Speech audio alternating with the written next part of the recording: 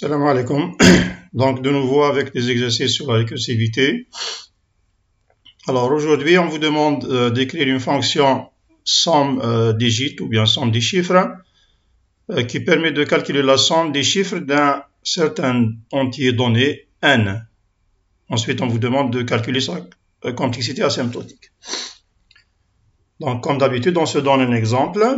n par exemple égale 2, 8, 0, 1, 9 par exemple. Et donc on demande la somme des chiffres de ce nombre-là, ce qui fait que notre résultat devrait être 10, 20. Comme résultat, on devrait avoir 20. Voilà, donc on vous demande une fonction récursive. Donc, première chose à définir, c'est le cas de base. Cas de base. Alors, quel est notre cas de base dans ce problème? Cas de base, n'oubliez pas, c'est toujours le cas où on n'a pas besoin de faire des appels récursifs, donc le résultat est évident. Ça veut dire que c'est un simple calcul ou bien on va rendre une constante. Alors, quand est-ce qu'on n'a pas besoin de faire des calculs ou bien on n'a pas besoin de faire des appels récursifs? C'est clair. Donc, lorsque le nombre n est un nombre, c'est un nombre à un seul chiffre. Un seul chiffre. Ok, ça veut dire que si par exemple votre n c'est 0, c'est 1, c'est 2, c'est 3 jusqu'à 9, donc de 0 jusqu'à 9, le résultat c'est toujours le nombre n lui-même. Ça veut dire qu'on n'a pas besoin de faire des calculs. La somme des chiffres du nombre 9, c'est 9. La somme des chiffres du nombre 7, c'est 7. Maintenant, autre que le cas de base, donc on cherche à diviser notre problème. On a un sous-problème de même nature, mais avec une taille réduite. Donc, on a vu déjà l'idée, lorsqu'on avait fait l'exercice de la conversion d'un nombre binaire en décimal. L'idée, donc, c'est d'isoler ce chiffre. Alors, si j'enlève le chiffre 9, donc il me reste un nombre 2801. Alors, je me dis, si j'ajoute ce nombre 9 au nombre ou bien à la somme des digits des chiffres du nombre restant, donc j'aurai le même résultat. On sait comment isoler le chiffre et on sait comment trouver ce nombre-là, le reste. Ce qui fait que si je procède, je vais dire c'est ma relation récurrente, toujours, qui permet de diviser le problème en un sous-problème. Je dirais que ma fonction de n, si je veux calculer la somme des chiffres d'un entier n, c'est au fait quoi? C'est le premier chiffre, on a vu comment on peut le trouver, c'est au fait le n mod 10. Donc ça, c'est le premier chiffre, à lequel j'ajoute la même fonction, donc c'est la somme des chiffres du nombre restant. Le nombre restant, donc c'est, si on veut éliminer le premier chiffre, on n'a qu'à diviser notre nombre par 10. Donc voilà notre fameuse relation récurrente. On démarre d'un problème de taille n et on arrive à un problème de taille n div 10 avec cette simple relation récurrente. Ce qui fait que ma fonction, je peux l'écrire maintenant. La fonction f, elle a comme paramètre mon entier et elle aura comme résultat un entier. Je n'ai pas besoin de variable locale, donc je peux directement commencer la partie action. Donc, notre cas de base, c'est quoi? C'est un chiffre, un seul chiffre. Ça veut dire que je dirais si mon nombre n possède un seul chiffre, ça veut dire qu'il est inférieur à 10. Ok? S'il est inférieur à 10, alors quoi? Tout simplement, retourner retourner. On a dit qu'on retourne notre nombre, qui est en fait le chiffre. Sinon, on retourne notre fameuse relation récurrente, ou bien affectée à la fonction. Donc, retourner le n mod 10, le chiffre le plus à droite, plus j'appelle ma fonction, l'appel récursif, f de n div 10. Donc c'est très simple. C'est les mêmes idées qui se répètent au fait. Il suffit juste de se concentrer sur votre problème. Voilà, fin de ci et fin. Alors si on fait une petite démonstration, bien un petit déroulement, qu'est-ce qui se passe au fait? Donc je vais prendre un exemple plus simple. Donc déroulement.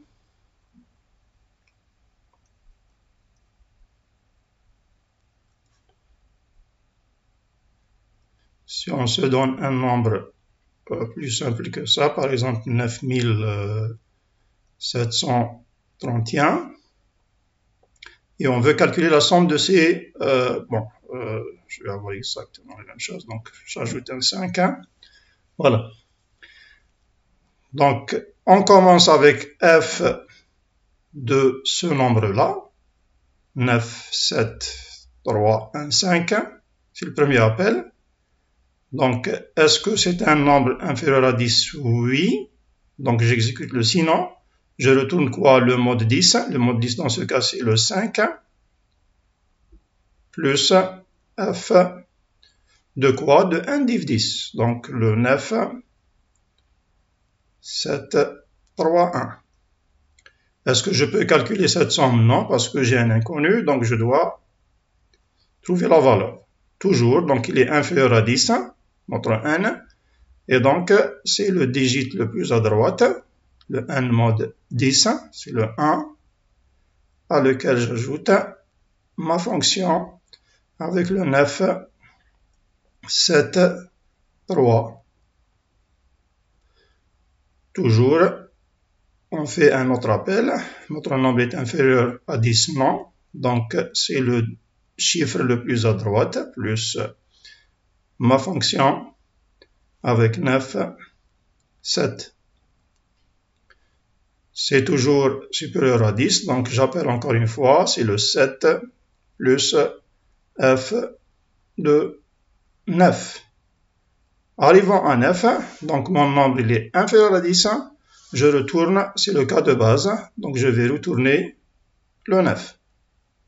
Et j'arrête. Bien sûr, ma récursivité est non terminale, donc je commence la remontée. La remontée, donc le 9, je le retourne à ma fonction. Je calcule la somme, c'est un 16. Je retourne ce 16 à l'appelant. Je calcule ma somme, ça me donne un 19.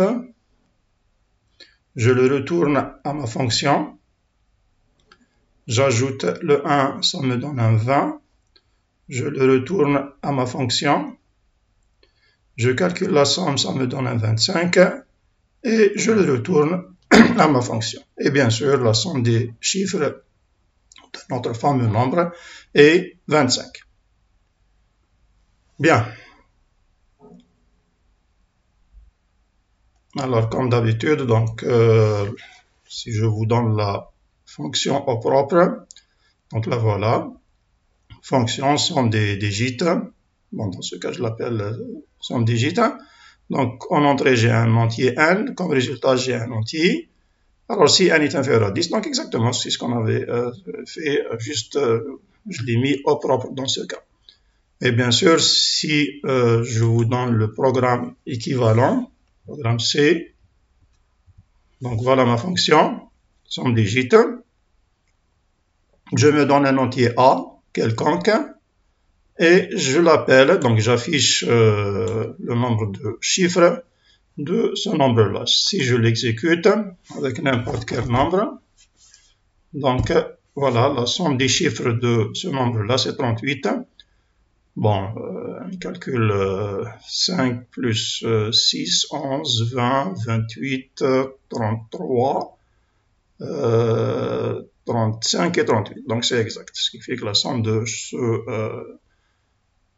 chiffres de ce nombre-là, c'est exactement 38. Bien.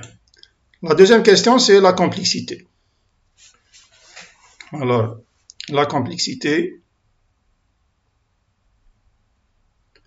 de cette fonction. La complexité, donc, c'est quoi? C'est au fait, lorsqu'on parle de fonction récursive, la complexité, c'est toujours lié au nombre d'appels. Pourquoi? Parce que, au fait, cette opération-là, elle est effectuée, celle-là, c'est un test, donc elle s'exécute en O de 1, c'est une simple opération. Retourner n, c'est une simple opération. Le n mod 10, c'est une simple opération, elle s'exécute en O de 1. Là, j'ai l'appel. OK? Ce qui fait que, au fait, la complexité de ma fonction, elle est reliée au nombre d'appels. Au nombre d'appels.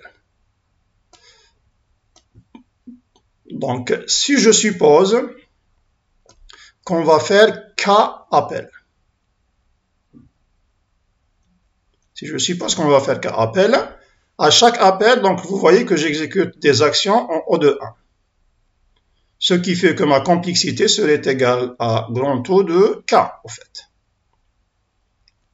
OK? C'est un grand O de K. Mais vous savez bien que lorsqu'on demande la complexité asymptotique d'un problème, ou bien n'importe quelle complexité, on doit l'exprimer en fonction de mes données. Notre donnée dans ce cas, c'est le n et non pas le k. Ça veut dire qu'on doit trouver la complexité en fonction de n. Bien, ça veut dire quoi? Ça veut dire qu'on doit trouver la relation entre k et n. Le nombre d'appels n'est pas évident, donc on doit avoir une méthode comment le calculer. Alors, si je commence l'exécution de mon problème, n, je commence avec n. Alors, mon premier appel, vous voyez bien que, mis à part les opérations O de 1, je divise mon entier n par 10. Ça veut dire que au premier appel, je vais avoir mon appel avec n div 10. Au deuxième appel, je vais encore diviser par 10. Ça veut dire que j'aurai divisé mon nombre par 10 à la puissance 2. Troisième appel, je divise encore par 10. n divisé par 10 à la puissance 3. Et je continue. On a dit qu'on va faire k appels. OK? Ça veut dire que au kème appel, j'aurai divisé mon nombre sur 10 à la puissance k. Mais si je dis que je vais faire k appel, ça veut dire que après le kème appel, j'atteins mon cas de base. Si j'arrive à mon cas de base, ça veut dire quoi? Ça veut dire que mon nombre, mon paramètre, devient quoi? Il devient un seul chiffre. OK? Il devient un seul chiffre, ça veut dire quoi? Ça veut dire que n divisé par 10 à la puissance k serait égal à quoi? À une certaine constante que je peux assimiler à 1. Si je veux simplifier mes calculs, parce que lorsqu'on parle de complexité asymptotique, ça veut dire qu'on va négliger les constantes. On va les considérer comme étant des 1. Même si je travaille avec C, ça marche. Alors, si je considère que ça devient un simple 1, une simple constante inférieure à 10, ça veut dire que c'est autour de 1. Ça veut dire quoi? Ça veut dire que n serait égal à quoi? Serait égal à 10 à la puissance k. Donc, n divisé par 10 à la puissance k égale à 1, ce qui fait que n est égal à 10 à la puissance k. Alors, dans ce cas, si j'introduis le log 10, log base 10 de n, serait égal à log base 10 de 10 à la puissance k. Alors, comme vous le savez, les propriétés de la fonction log, ceci implique que log décimal bien sûr de n est égal à quoi? Donc je fais baisser la puissance, ça devient k log 10 de 10.